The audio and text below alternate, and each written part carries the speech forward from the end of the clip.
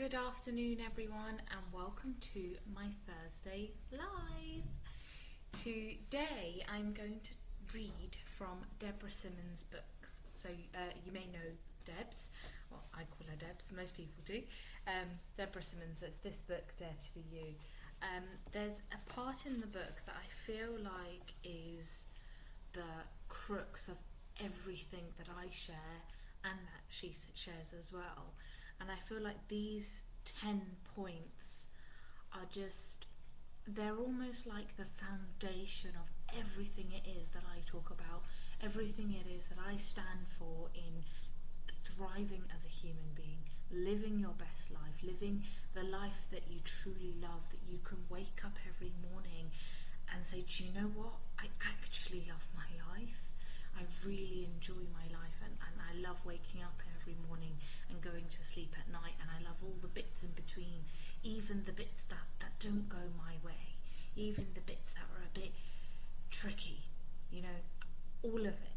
That is my sort of aim or goal, if you like, that to wake people up from the inside out, to show them that they have, that you listening here, you have what it takes, you have the potential inside of you to thrive as a human being, not just get by, not just survive, not paycheck to paycheck life, genuinely live and thrive in that living, like really squeeze all the juices there is to life, like really squeeze every last little bit of sweetness that life has to offer, and you know, just enjoy every moment, and even when there is struggles and turmoil that happens, seeing the lessons that there are in there, and seeing what more you can discover and uncover and learn about yourself. There is just so much more to you than you know, and you are amazing and great beyond your wildest dreams. So these are just 10 things that Debs have put into her book, and you can actually buy her book on Amazon. I can always put the link below this live video once it's uploaded. So yeah, 10 things you might not know about thought. So number one, just because a thought comes into your head doesn't mean it's true. I think after everyone I'm gonna maybe elaborate a little bit more. So with that one, they are quite simple points. So as a teenager, I thought every single thought that popped into my head defined who I was. It meant if I thought something negative, if I thought of suicide and self-harm, it meant I was a bad person. If I thought of cheating on my previous partners or anything like that, I was a bad person. I wasn't nice. If I shouted at my little siblings because I was in a bad mood, I wasn't a good sister. All of these things, if I did something that let my mum down or whatever it was, any thought that popped into my head, it defined me in that time. I believed that whatever came into my mind, that defined who I was. And so, as you can imagine, as a teenager and young adult, I lived through this turmoil of sort of really high highs and then extremely low lows. And one story I used to really hold on to and believe is, I have no middle ground. I'm all or nothing. And I'm either, you know, super, super happy and super, super high, or I'm super, super low and super depressed. And that's how I lived my life for about 5 or 6 years. I was just on this full-on swing of everything's perfectly okay, and I can see the magic of life, and everything's great and optimistic and positive, and yeah, I can do this. And then shit hit the fan, and I was at rock bottom like that. That's how I lived. I lived in such a heightened state of anxiety. Even when I was happy, I was anxious because I was terrified of that drop back down to the depression, back down to rock bottom.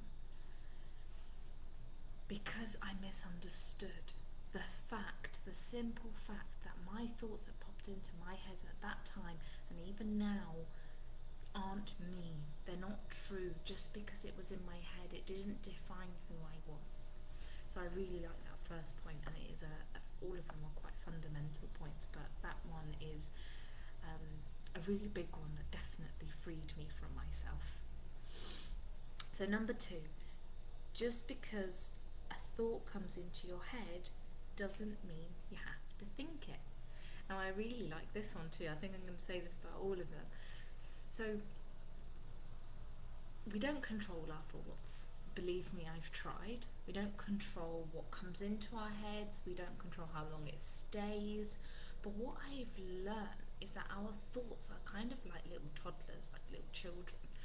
And you can't control a child. You can try, but usually that would result in some form of abuse if you're forcing them to do things they don't want to do.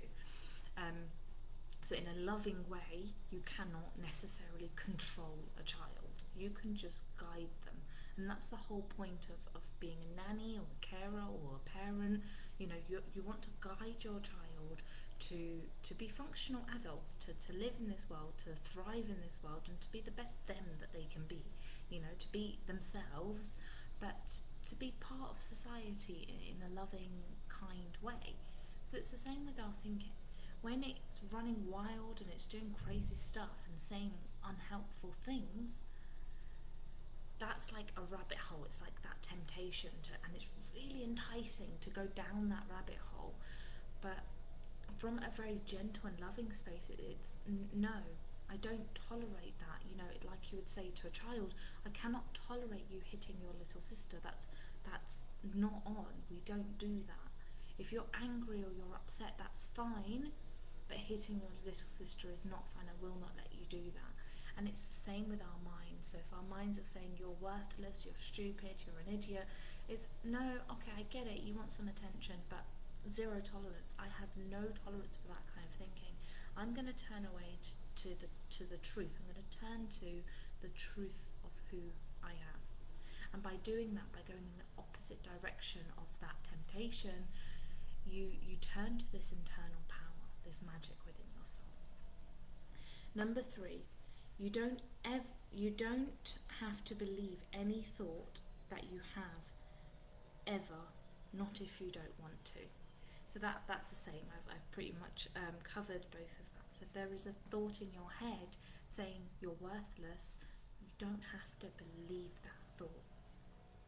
It's just not true. So you don't have to believe it, not if you don't want to. Number 4, you don't have to act on any thoughts you have either, not if you don't want to. And this one saved me again from myself, that when thoughts popped into my head, I was going to say 5 years ago, that's not right, when I was like a teenager, 16, 17, of self-harm and all of these things, I believed I had to act on that every time in order for that thought to go away. And that was never the case. Sorry, maybe I should have had a disclaimer at the beginning of this video. But to be fair, I didn't know I was going to talk about this. So sorry if this is a trigger to anyone, and if it does bring up anything, please feel free to comment below this video or message me privately, and I'd be more than happy to make some time for you and let's have a chat. So those, back then when I was 16, 17, 18, I believed that I had to act on those thoughts. And as I got into my 20s, I then realised that just because it was in my head and this thought was so tempting and enticing, I didn't have to act on it. Not if I didn't want to. I could do something else. I could do something different. I could distract myself until that thought moves away off its own accord, because that's what thinking does. It doesn't stay, it's not stationary, it will move, it flows. We are flowing beings. So that thinking will move, it will go, and a new thought will pop in to your mind and give you something else to do, something a bit more helpful, a bit more loving, and closer to your true nature. Number 5, you don't have to take on other people's thoughts or beliefs. And that's a very important one too, because as children or as adults, people can say things, and I don't think people are deliberately being mean, and even if they think they are, or you think they are being mean deliberately, or well, that's what they're doing. They're deliberately being mean to hurt you. It's coming from a place of hurt. It's coming from a place of insecurity. So it isn't justifying them being mean or what they say. So if someone says, "Oh, you're ugly and you're never going to amount to anything," they're saying that from their own thinking. The words that are coming out of their mouth is signifying, is reflecting what's on the inside of them. So their world cannot be a happy world. So that's where it opens the space for compassion for that person. And then it allows you to remain free of what they say. And, whatever they say to you, you know that doesn't have to be true. You don't have to take it on as yours and as truth, because it's simply not true. Number 6, your mind is your own and it's free. And what that means to me, that, my mind is mine, that I get to choose what I feed it. Sometimes on Facebook, there are these really disturbing videos on the reels. I don't know if any of you have seen them, but they are awful. And there's something about these videos that they're so enticing to watch that I've ended up watching quite a few very disturbing videos, and I realised that they're not very good for me. They're not good for my mind. So now when I see them, I report them and delete them, and I don't watch them anymore, because I know they're not good for my mind, and I don't think they're good for anybody's mind. They're extremely horrible content in my opinion, and so that's what it means by my mind is my own, and I'm free. I'm free to put into my mind what I want, what I believe is helpful.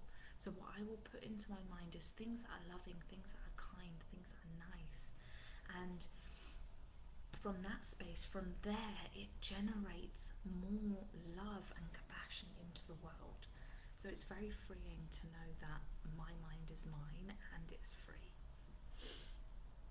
Number 7, no thought can separate you from the divine intelligent essence of who you are.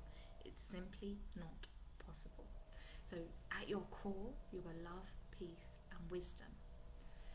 Whatever comes into your mind, whatever thought pops into your head, even I'm not love, peace, and wisdom, I'm not this, I'm not magic, I don't have this, I don't have what it takes. Whatever thought comes into your mind, nothing can stop you being the magic that you are. Number 8, you are always going to have a new thought at some point. I actually touched on this earlier, and it's so true. No matter what you're feeling right now, a new thought will pop into your head. Even if your life is great and fantastic and you're seeing this and you're getting your true purpose and you're following your intuition and your wisdom, you can still see it deeper.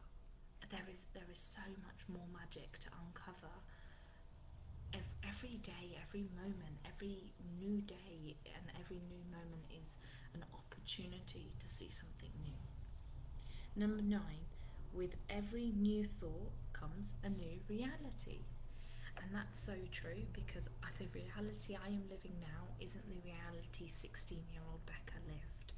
It's a very different one, and a much more serving one, and the one that probably 16-year-old me always dreamed of having, but it always seemed a little bit too far out of reach.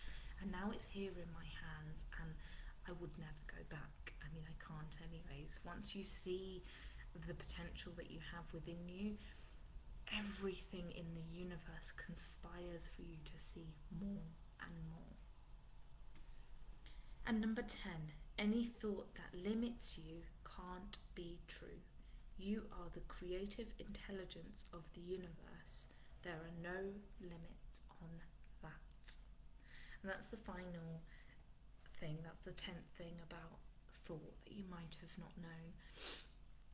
And knowing that any limiting belief, anything that stops you from being who you are, it just cannot be true, because you are the creative essence of the entire universe. You are all of it. You are everything.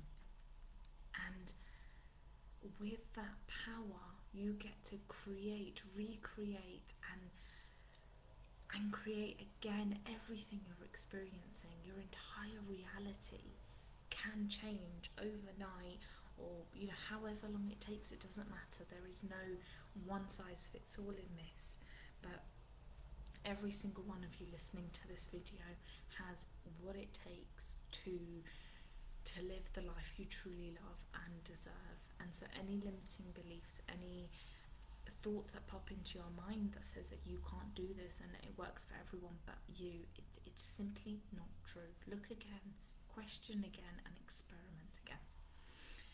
So thank you for listening, and today's playtime, today's little challenge is to listen to the video again and maybe pause and write down each of those 10 things, and then really contemplate for yourself and break apart what each step means to you, and really feel into each statement, because after all, this is your journey. This is your journey to rekindling the magic within your soul, or whatever words you want to put on it.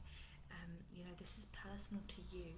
Find the words that resonate with you and put it into your own words. Write it down if that feels right, or on your phone or laptop, and really sit with each one of these steps, these statements of what the truths behind what thought really is.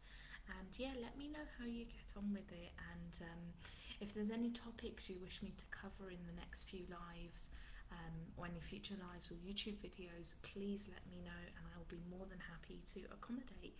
So I hope you have a beautiful Thursday and a lovely Friday and a lovely weekend, and I will see you again somewhere soon.